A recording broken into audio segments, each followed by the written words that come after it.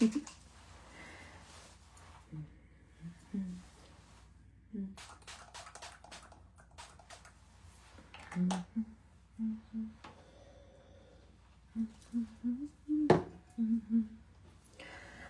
আসসালামু আলাইকুম সবাইকে ওয়েলকাম করছি আমাদের কি জমজমাট উইকের লাইভে। সবাই আশা করি অনেক অনেক ভালো আছেন, নিরাপদে আছেন এবং উন্মোচিত সত্যকে এনজয় করছেন, রাইট? বাট যাই হোক, আমার তো ঠান্ডা লেগেই আছে এখানে। আসলে এখন পোলেন অ্যালার্জি হচ্ছে, মানে আমাদের আপনারা জানেন চেরি ব্লসম, চেরি ফুল ফুটেছে, তো সেই চেরি ফুলের যে নির্যাস থেকে না একটা পোলেন অ্যালার্জি হয়। তো সেটা থেকে আমি নাক মুছতে মুছতে, কেউ ভাববেন আমি নাকে ব্লাশান দিয়েছি, নাক মুছতে মুছতে আমার এই অবস্থা হয়ে গেছে, নাক লাল হয়ে গেছে। এবং এটা শুধুমাত্র আজকের দিনের ঘটনা না, লাস্ট 2 উইকসেরও বেশি এই সমস্যাটা। যতই ওষুধ খাই না কেন এটার একটা নির্দিষ্ট মেয়াদ থাকে হয়তো বা, তো সেটাই চলছে। যাই হোক, মানিক মিয়া প্রথম আমার সাথে যুক্ত হয়েছে, থ্যাংক ইউ সো মাচ মানিক মিয়া। জানাতুল ফেরদৌস আপু দেখছেন, মাহবুব সর্দার দেখছেন, আপু কেমন আছেন? খুব ভালো আছি। মেধায় কুমার লিখেছে কিছু তো বলেন আপু। আচ্ছা, থ্যাংক ইউ। এই যে বলছি তো, ফজলুল করিম সোহাগ দেখছে, থ্যাংক ইউ। অ্যান্ড আয়েশা জালিল দেখছে, thank you so much.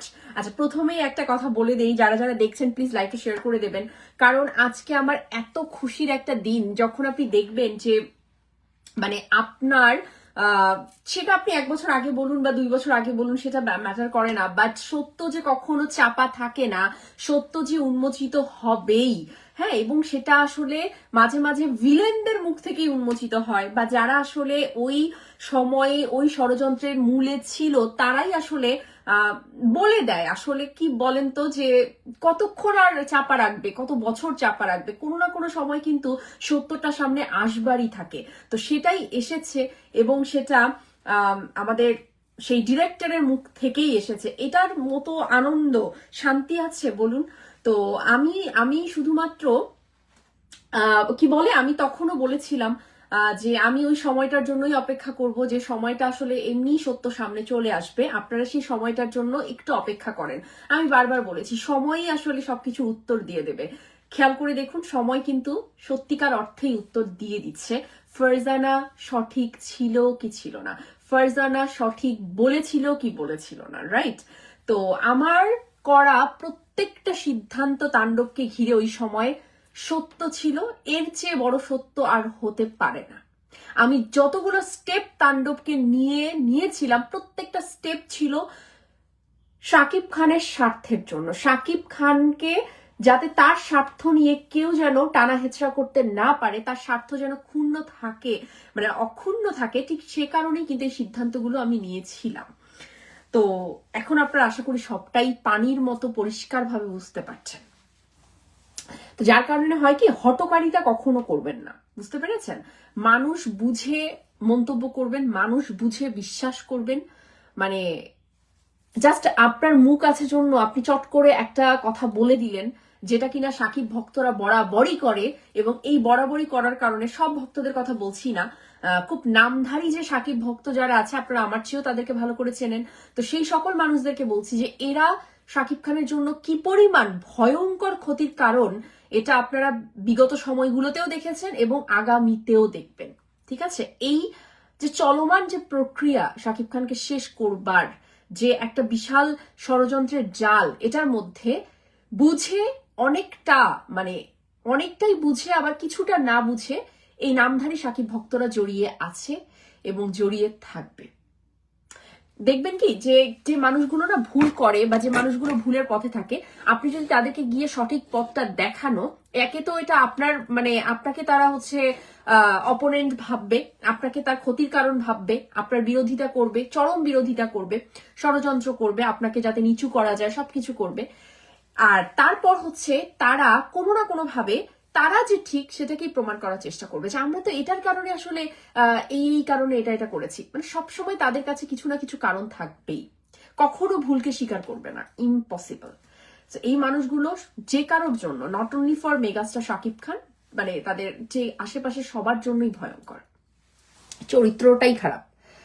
Hello friends, Rubel thank you so much, Karim nice thank you, Monir Ziauddin Munshi right information thank you so much, Habibur Rahman দেখছে মানিক মিয়া, হ্যাঁ ঠিক, দাদাদের দৌড়াত্তর কালাপাছার শব্দ চয়ন খান সাহেবের মানহানির সামিল। থ্যাংক ইউ তুফান ভাই। হ্যাঁ, তুফান ভাইকে আমরা একটু যুক্ত করব, কারণ তুফান ভাইকে আমরা একটু যুক্ত করতে চাই। সেই সময়ে আমার মানে সবচেয়ে বড় শ্রদ্ধা, আমার পাশে একদমই তিনি হচ্ছেন আমাদের তুফান ভাই, এবং এই মানুষটি এক কথায় ফারজানাকে সবসময় বিশ্বাস করত। আরো কিছু আছে, এখানে মনির আছে, আমি এই মানুষগুলোকে না সবসময় আমার পাশে পেয়েছি। আরেকজন আছেন আমার ভাইজান সজীব, এবং আরো হয়তো অনেকে অবশ্যই আছেন। তো এই মানুষগুলো না চোখ বন্ধ করে ফারজানাকে বিশ্বাসই করতো, এবং তারা কখনো ঠকেনি, এটা তারা নিজেরা বুকে হাত দিয়ে বলতে পারবে। বাট এই বিশ্বাসটুকু অন্তত রাখতো যে আমি যখন কোনো কথা বলছি, দায়িত্ব নিয়ে বলছি, তার মানে এটার মধ্যে সত্যতা আছে, যার কারণেই আমি বলছি। তো আমরা এটা নিয়ে কথা বলবো।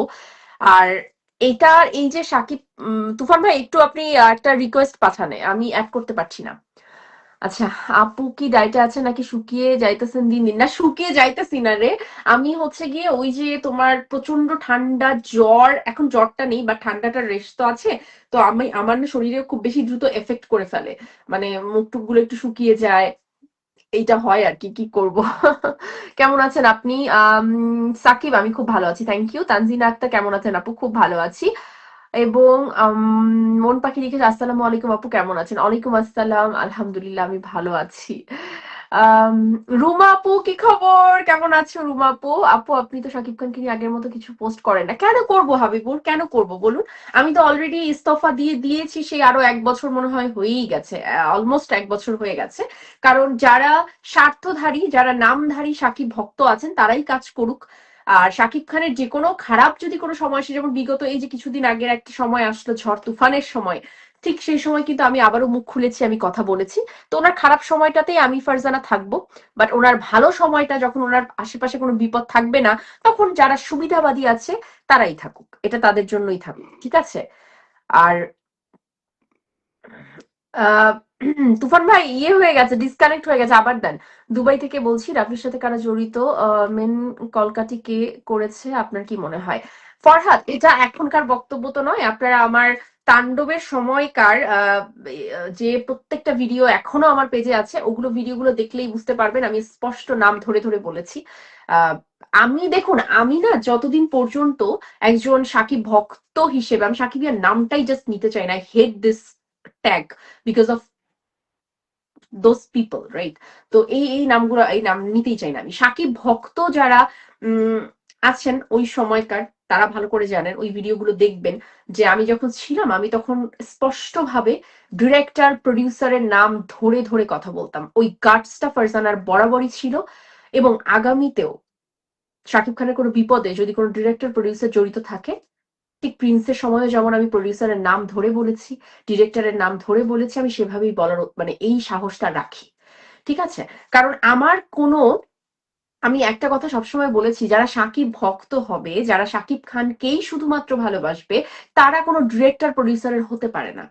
তারা এমন কোনো সম্পর্ক ডিরেক্টর প্রডিউসারের সাথে তৈরি করতে পারে না যে সম্পর্কের খাতিরে তারা ডিরেক্টর প্রডিউসারের কোনো ভুল দেখলেও জাস্ট পাশ কাটিয়ে চলে যেতে পারে, তারা সেটাকে ওভারলুক করতে পারে। এখন আপনাদের কাছেই প্রশ্ন, তাহলে কি শাকিব খানের স্বার্থ আসলে কতটুকু সংরক্ষণ করছে, হয় আসলে কতটুকু সংরক্ষণ, আপনারাই বলবেন, ঠিক আছে? যাই হোক, আহ আপু আমি কিন্তু ছিলাম আপনার সাথে, কিন্তু আপনি আমার কথাটা বললেন না, আমি জামশেদ।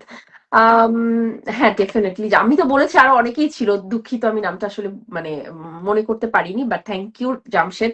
জামশেদ আমাকে ওই সময় অবশ্যই অবশ্যই সাপোর্ট করেছে, আমাকে বিশ্বাস করতো এই মানুষগুলো, এবং আরো অবশ্যই কিছু নাম আছে। আম, আপু আপনি সবসময় সঠিকই ছিলেন, থ্যাংক ইউ মনির।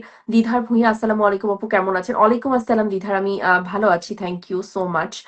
তুফান ভাই যুক্ত হলে আসলে উনি বলুক, আমি ওনার হয়েই, সুন্দর হয়ে গেছে আরো, থ্যাংক ইউ সো মাচ আপু, বাট শুকিয়ে গেছি আমার না, আমি যখন আসলে